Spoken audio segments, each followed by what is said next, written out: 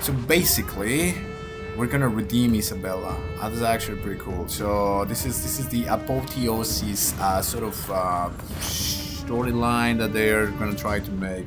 So I am sticking to my guns. I am sticking to my theory that this is a purgatory, and we're actually just getting things right, overcoming our own evil, corrupted nature. So it is the strong emotions which cause this corruption in people. So this Isabella was like a nice woman, and she was like very eager to meet, to understand God, and in her devotion for divinity, she became corrupted by passions, I guess, something like that.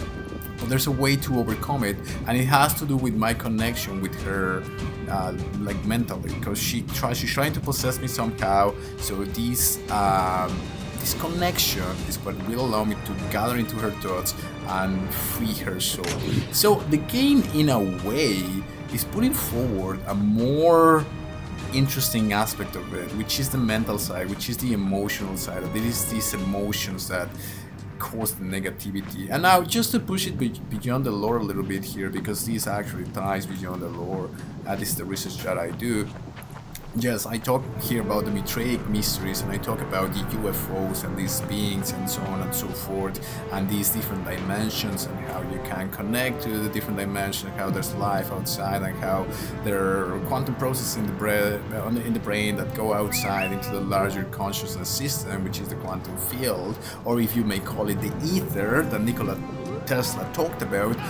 He said it was the prana, and it ties with the ether and the azot and the philosopher's stone, which is this substance that permeates everything, and is actually just literally the atom.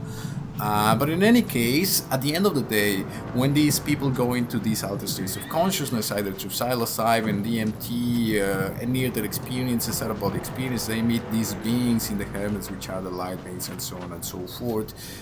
The main thing that happens is that they are told that we are here on Earth, or on a physical reality, trying to figure out what it's like to be an individual, because in reality there are no individuals, there are no single persons, there is one singularity. We are all living in the mind of God, and this is the principle of aseity. This whole idea that the prophet of Christianity said, you are in me and I am in you, and we are in the Father. It's all connected. So this whole idea that you are in her thoughts, in the Lord of New World of all places, is making me go beyond the lore.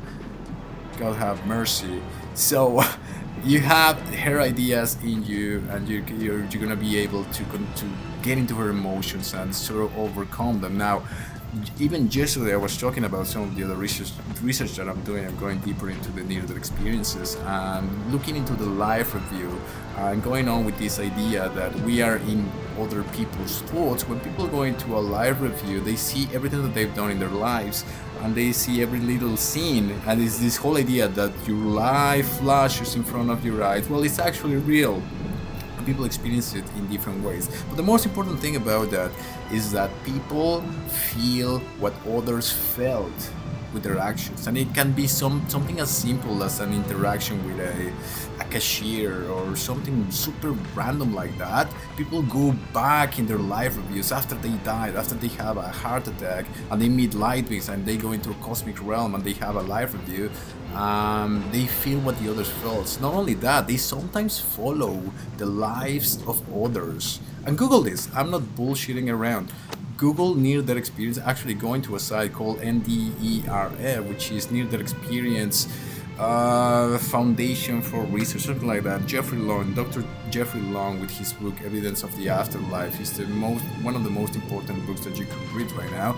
Anyway, so the whole idea is that there is an aspect of morality in these altered states of consciousness, where it's not a morality like in religion, which is just like follow God and do as He says. It goes deeper, and it's not judgmental. Everything in this, well, I mean, some people might randomly get to these videos. I'm gonna be making shorts and stuff, and be like, what the guy talking about?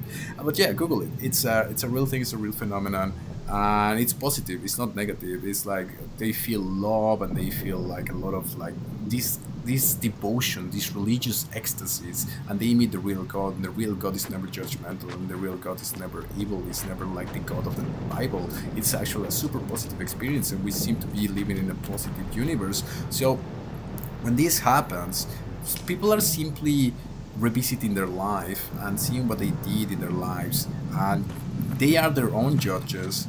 And it seems to, now I'm going to, so I do all of this research and all of this because I'm trying to figure out what life is about and what is the ultimate reality, and I'm working on a theory of everything, a big toe. And my theory so far, after 15 plus years of research and reading perhaps thousands, if not hundreds of thousands of experiences, whether it's of psilocybin or DMT or neither experiences or paranormal experiences and even alien abductions and so on. And so the aliens, they're kind of what we used to call angels and demons. It's the same thing. It's more, it's complicated. I'll go into that in another separate thing because it's a more complex topic. But yeah, it's positive. It's a good thing. So the thing that I can tell you, like right now, right here, the purpose of life, what we seem to be doing here is just figuring out who we are as human beings, learning how to live as individuals, overcoming our own humanity, understanding divinity, and through experiences in life and how we treat others, how we deal with others, we kind of realize through these little acts of what they call, quote unquote, love, these little acts of love, we seem.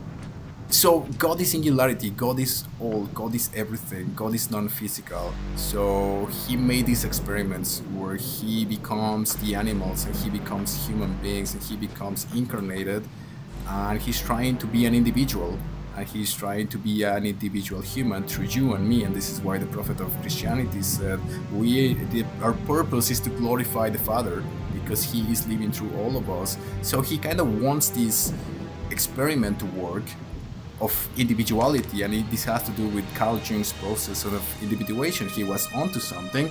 Carl Jung is one of the psychologists who is gonna be, hasn't had the praise that he should have. He came with the idea of archetypes, with the collective subconscious and individuation.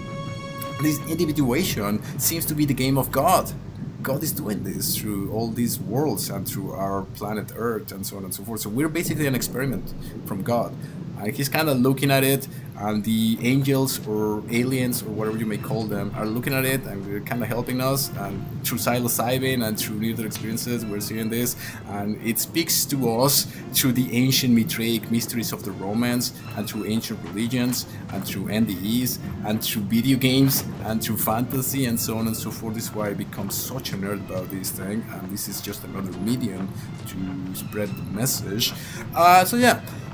I think I'm gonna cut it right here. As I said, I don't do scripts here. I just play these games at the end of my days, and I kind of just word flow into it.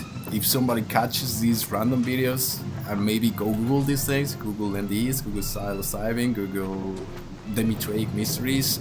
It's all out there. Information is free. You have everything in your pocket, in your cell phone. But yeah, that was a lot, and I'm gonna stop right here, right now. I'm just putting it out there. You take it, you don't take it. Anyway, New World is actually a pretty cool game. That's all. That's how I'm gonna end this tonight. And if anybody is catching this, thanks so much for watching, and we will see you in the next one. Cheers.